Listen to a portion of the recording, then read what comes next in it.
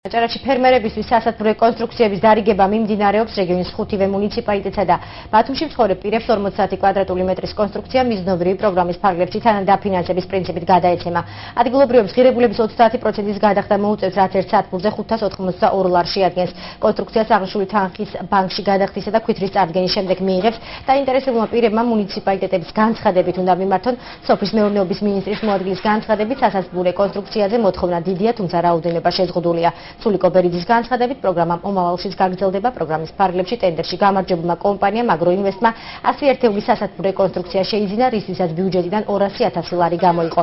პროგრამის მიზანი აჭარაში ბოსტნეულის კულტურების წარმოების ზრდა და მისი ხარისხის გაუმჯობესებაა. ეს არის ძალიან კარგი საშუალება ფერმერისათვის, რომელსაც შეუძლია მოიყვანოს სხვადასხვა სახის ჩითილები, ბოსტნეული და ირჩენოს თავი. ახლა აქ ზოგიერთი ფერმერი კმაყოფილია, მაგრამ ზოგიერთი უკმაყოფილოა. კმაყოფილია ის, ვინც მიიღო, უკმაყოფილოა, ვინც ვერ მიიღო, მაგრამ ეს პროგრამა გრძელდება.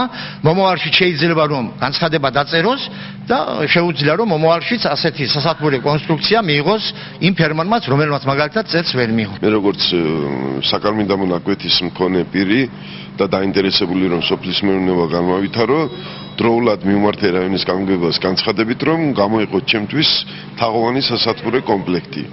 მივიღე მონაწილეობა ამ პროცესში, გამომიყეს, ჩამოვედი დღეს, უნდა წავიღო, უნდა გავმართო, დავამონტაჟო და მოვიწიო სასოფლო სამეურნეო პროდუქცია.